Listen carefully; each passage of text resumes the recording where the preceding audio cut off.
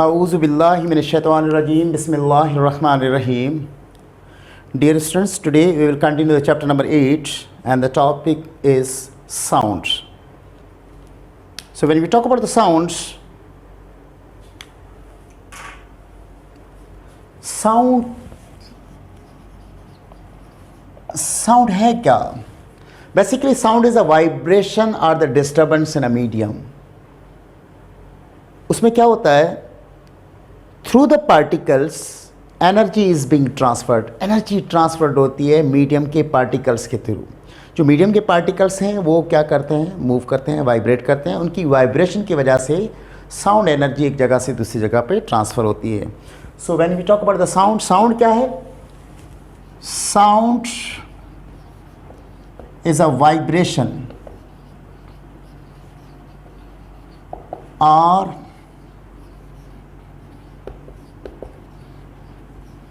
disturbance. Sound is a vibration or disturbance that travels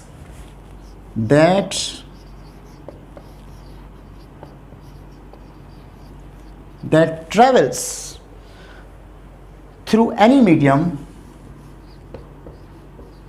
through any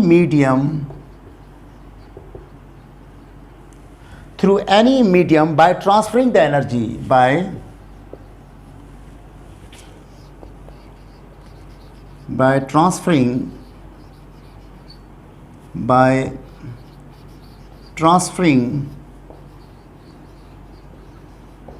transferring the energy from one particle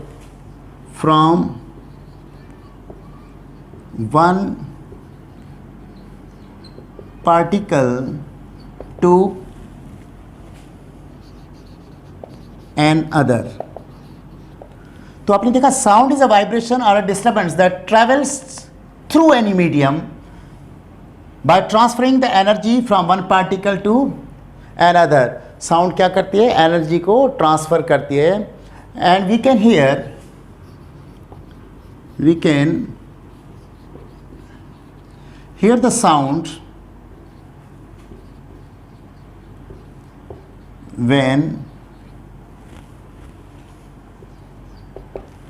it reaches our ear. तो dear students, ये है sound की definition. Sound basically क्या है? Sound is energy which is transferred. अच्छा, इसकी कुछ बातें जो हैं, कुछ कैरेक्टरिस्टिक्स के सिंपल से हम इनके कर रहे हैं. फर्स्ट पॉइंट, अगर साउंड के बारे में देखा जाए, the sound travels only through a medium. यानी साउंड को ट्रैवल करने के लिए किसकी ज़रूरत है? मीडियम की. The sound travels only in medium. अब मीडियम क्या हो सकता है? मीडियम में भी सॉलिड, मीडियम सॉलिड भी हो सकता है, लिक्विड भी हो सकता है, या कोई गैस हो सकती है. बट नेसेसरी मीडियम होना बहुत ज़रूरी है. उसके बाद यही जो मीडियम है, the sound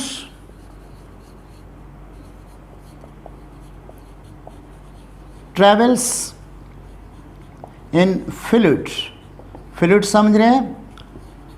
liquid plus gas. इसमें से लिक्विड में से या गैस में से गुजरता है as a longitudinal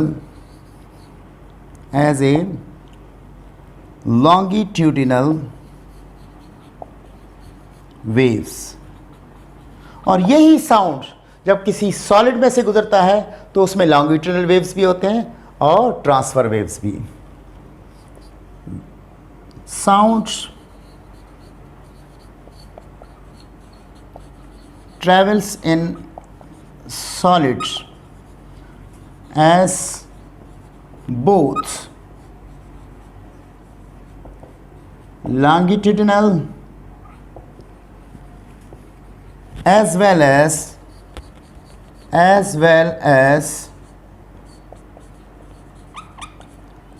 transverse as well as transverse waves.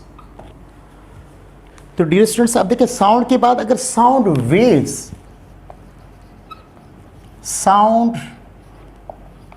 Waves का वर्ड जो हमने यूज किया, तो साउंड वेव्स बेसिकली हैं क्या? These waves transferring the energy from the source of the sound. ये क्या है? साउंड वेव्स क्या होते हैं? these waves transfer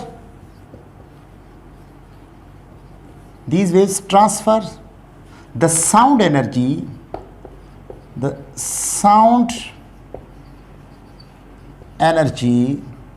these waves transfer the sound energy from the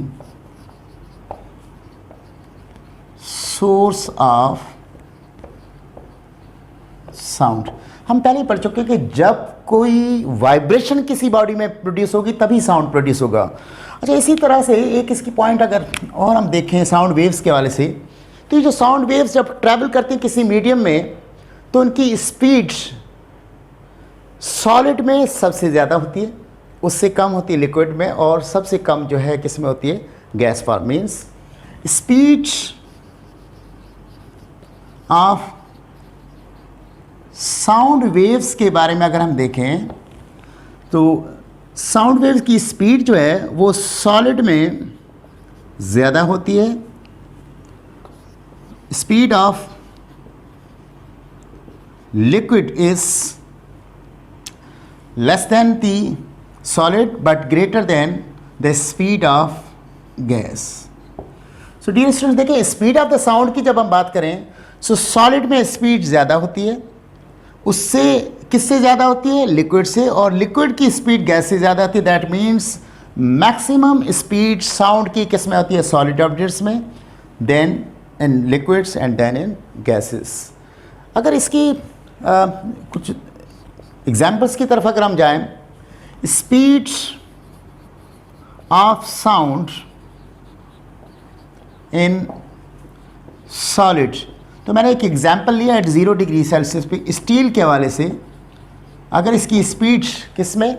steel में जब साउंड ट्रांसफ़र होता है उस वक्त अगर उसकी स्पीड देखी जाए तो वह है 5970 मीटर पर सेकंड अप्रॉक्सीमेटली एट 0 डिग्री। इसी तरह से अगर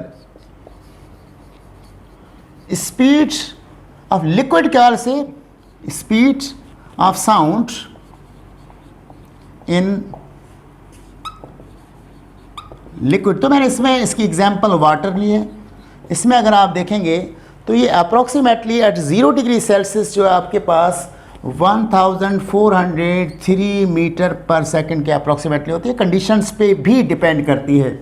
और इसी तरह से एक example, speed of sound in gas लिया जाए। आपको पता है air is a mixture of the gases. So air में मैंने 0 डिग्री पे जब चेक की तो वो थी आपके पास 332 मीटर पर second. So from these figures very clear that speed in a solid is the greater than the liquid and it's greater than the gases. So that was the sound waves. अब उसके बाद अगर हम कुछ और terms जो हैं sound से रिलेटेड उनको अभी डिफाइन करेंगे, तो सबसे पहला जो है वो मैं कर रहा हूँ फ्रीक्वेंसी ऑफ साउंड वेव्स। अब नेक्स्ट जो हम टर्म कर रहे हैं वो क्या कर रहे हैं? Frequency of sound waves. So next one is frequency of sound waves. अब फ्रीक्वेंसी की बात कर रहे हैं तो यहां पे आता है the number of the vibrations. मैं एक्सप्लेन करता हूं, the number of vibrations, the number of the vibrations of the medium particle of the medium particle, क्या कहा? The number of the vibrations of the medium particle per second is called is called frequency of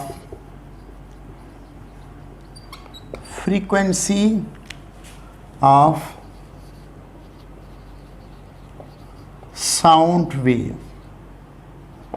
अब बात यहाँ पे आ रही है sound wave की frequency की बात हम जब कर रहे हैं तो ये यहाँ पे हमने कहा है the number of the vibration. देखिए ये अगर कोई वेव इस तरह से बनाए हम, ये जो आपके पास लेवल आ रहा है ये आपके पास क्या है, इक्विलिब्रियम पोजीशन। ये कौन सी पोजीशन है, इक्विलिब्रियम। अगर सपोज करें यहाँ पे ये आपके पास, जैसे आमतौर पे वेव्स में हम इसको क्रस्ट कहते हैं, इसको क्या कहते हैं, ट्रफ कहते हैं।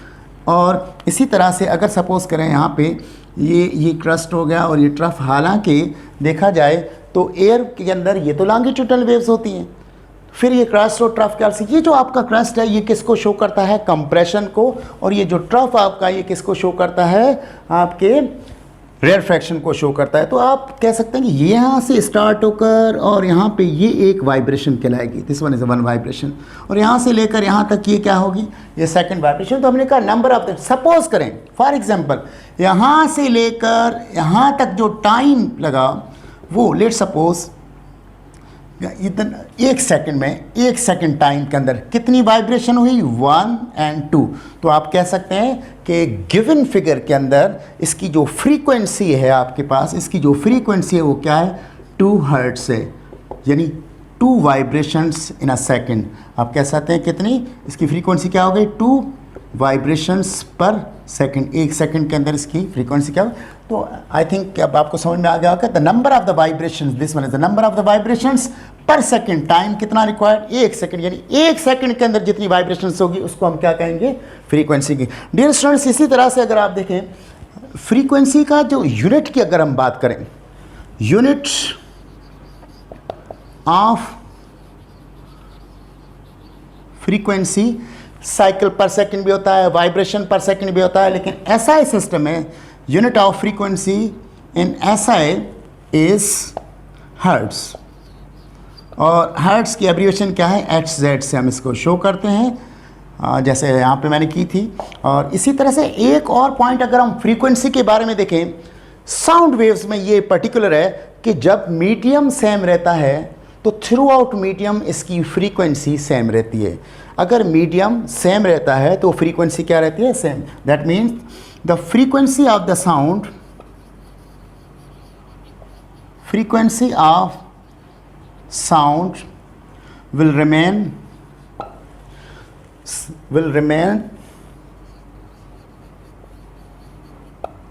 same throughout the medium। I hope आपको ये फ्रीक्वेंसी समझ में आ गया होगा। डियर स्टूडेंट्स, हम फ्रीक्वेंसी के बाद जो नेक्स्ट टर्म साउंड वेव्स का एक्सप्लेन करेंगे वो है time period of the sound waves. Time period of sound wave. देखिए लास्टली हमने अभी थोड़ी देर पहले एक्सप्लेन किया था कि फ्रीक्वेंसी के दौरान कि अगर ये आपकी इक्विलिब्रियम पोजीशन है और ये आपकी वेव प्रोड्यूस हो रही है, तो आपने देखा ये क्रस्ट और ट्रफ ये मिलकर एक 1 वाइब्रेशन कहलाती है। अब इस 1 वाइब्रेशन को कंप्लीट करने के लिए, यानी यहाँ से लेकर यहाँ तक पहुँचने के लिए ये जो टाइम आपका है इसको क्या कहते हैं, टाइम पीरियड। यानी एक वाइब्रेशन को कंप्लीट करने के लिए जो टाइम रिक्वायर्ड होता है उसको हम क्या कहते हैं, time period. So time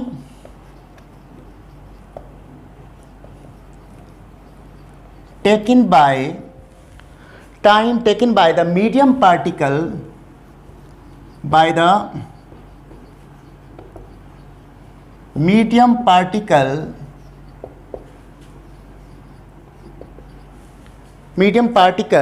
to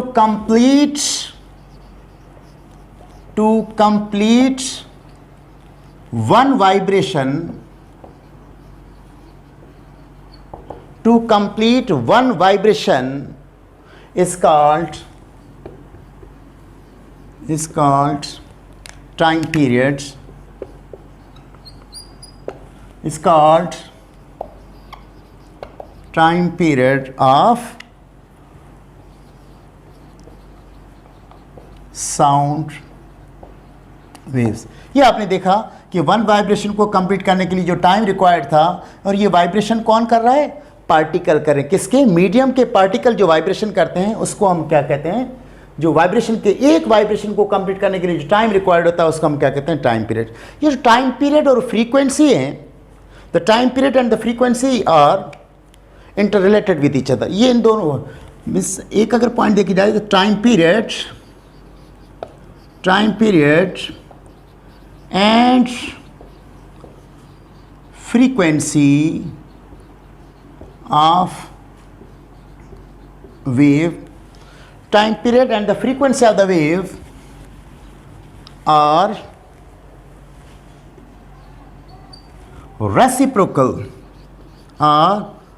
reciprocal to each other. It means time period is equal to 1 over f. So इसका मतलब ये हुआ कि frequency is equal to 1 over T and time period is equal to 1 over F. So अगर आप बात time period की unit की करें, you know that time period basically is a time, that's why we can write here the unit of time period in SI system is second. Frequency और time period के बाद जो next term है concern with the sound waves, वो है amplitude of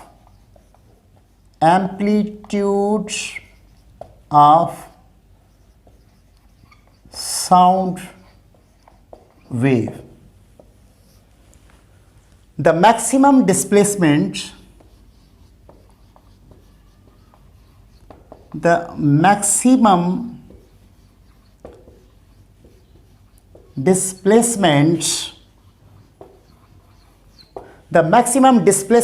of the vibration of the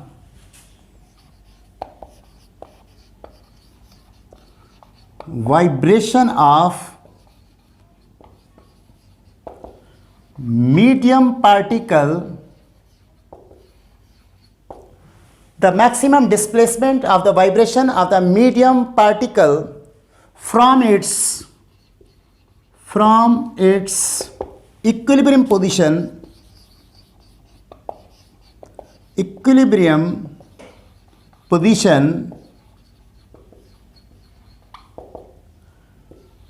is called amplitude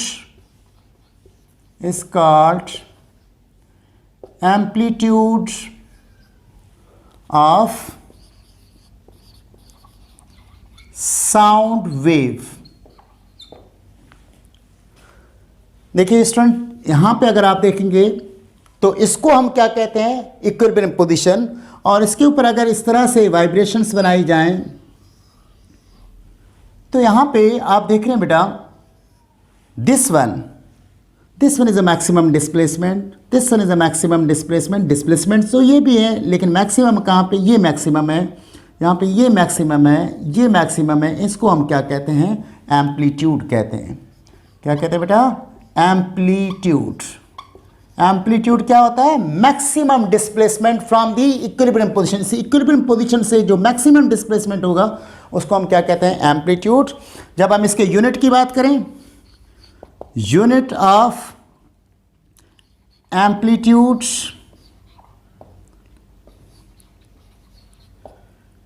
in SI system is metre, और इसको represent किससे करते हैं? M से करते हैं।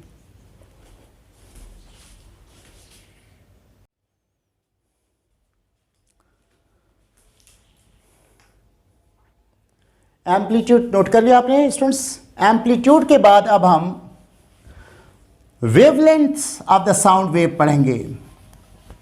अब हमने नेक्स्ट जो है term regarding the sound waves, वो आपके पास क्या है? वो है wavelength. Wavelength of sound wave, the distance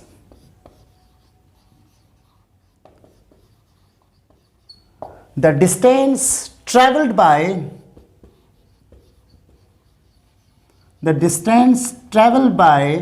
sound, the distance traveled by the sound during one vibration,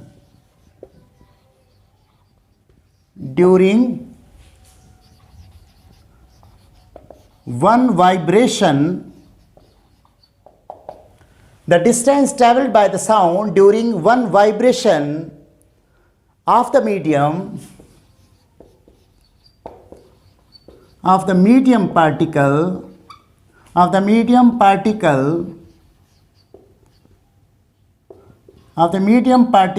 is called wavelength. Is called wavelength of sound wave. Dear student, suppose करें आपके पास ये आपकी इक्विलिब्रियम पोजीशन है और ये आपकी vibration है, ये भी आपकी क्या है, वाइब्रेशन है।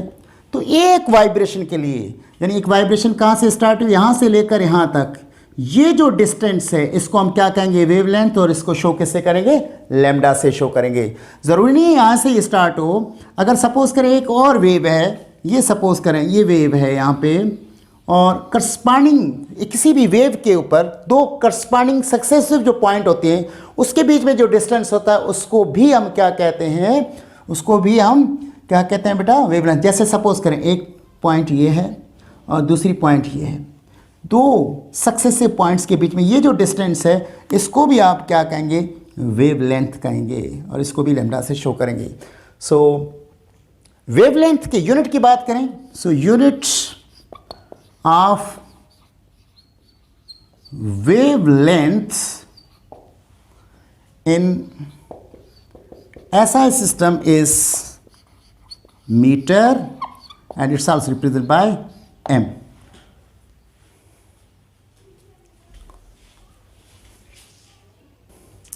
इन टर्मिनोलॉजी की बात जो है साउंड के हवाले से अगर देखा जाए तो जनरली हम इसके दो टाइप्स की बात करते हैं, एक होता है म्यूजिकल साउंड, दूसरा होता है नॉइस।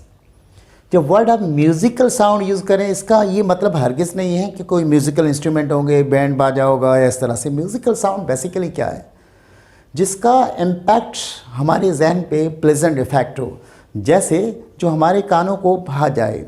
उसमें होता क्या है, पीरियडिक और समवट जो है वो रेगुलर होता है, यानी म्यूजिकल साउंड। पहला क्या है, musical sound.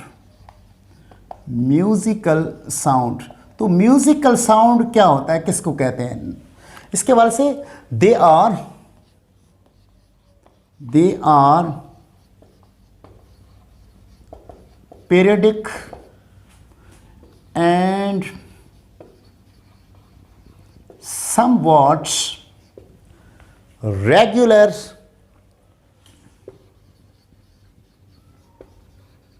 sound waves.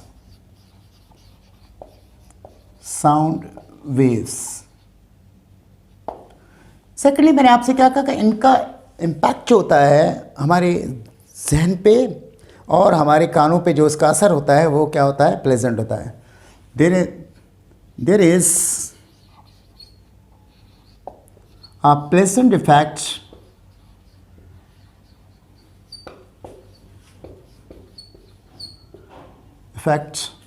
of musical sound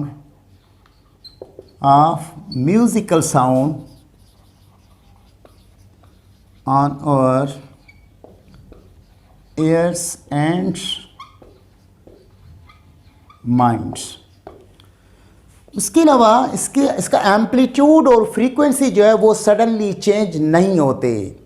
the amplitude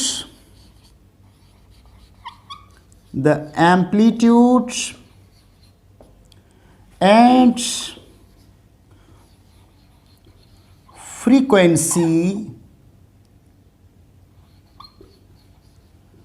of musical sound do not change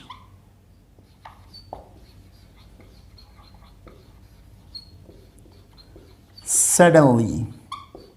इसमें एक रेगुलरिटी होती है, एक रिदम होता है कि ऐसा साउंड जो पीरियडिक ना हो, इर्रेगुलर हो, उसको हम क्या कहते हैं? नॉइज़ कहते हैं। इसी तरह से उसका इम्पैक्ट जो हमारे कानों को अच्छा नहीं लगता, जिस तरह से डिफरेंट किस्म के आपने साउंड्स देखे होंगे, जैसे रिक्शा हो गया या इस तरह से, वो हमें अच्छा नहीं लगता। अच्छा, ये एक और चीज़ जो ऐड करनी है वो ये है कि साउंड, जो म्यूज़िकल साउंड या नॉइज़, ये सब्जेक्टिव क्वांटिटी है। सब्जेक्टिव का मतलब ये है कि ज़रूरी नहीं है सबके लिए एक तरह हो। जैसे सपोज करें एक सॉन्ग है, फुल लाउडली कोई सुन रहा है, उसको वो अच्छा लग रहा है, वो इन्जॉय कर रहा है, तो उसके लिए वो म्यूज़िकल साउंड हो गया। लेकिन एक बराबर में जो अंकल बैठे हुए हैं, उनको वो बहुत ज़्यादा जो वो डिस्टर्ब कर रहा है, अच्छा नहीं लग रहा, तो उसके लिए वही सेम जो सॉन्ग वो क्या बन गया? नॉइज़। तो आप अगर नॉइज़ के बारे में पढ़ें तो नॉइज़ क्या है? बिल्कुल इसी के ही हम अगर इससे कंपेयर करें, ऐसे समझ लें कि डिफरेंस करें। सो फर्स्ट जो है आपके पास, ये आपके पास आ गया नॉइज़। और नॉइज़ बेटा, नॉइज़ क्या है? फर्स्टली अगर हम जाएं, अनप्लेजेंट साउंड, क्या? Unpleasant sound, unpleasant sound is often described, often described as a noise, is often described as a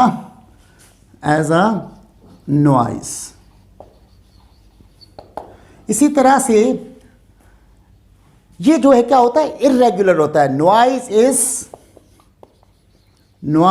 is more irregular form of waves. इसमें कोई रिदम नहीं होता, कोई कंटिन्यूटी इसमें नहीं होती। उसके अलावा the amplitude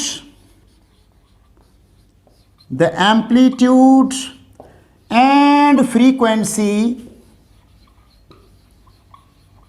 frequency of noise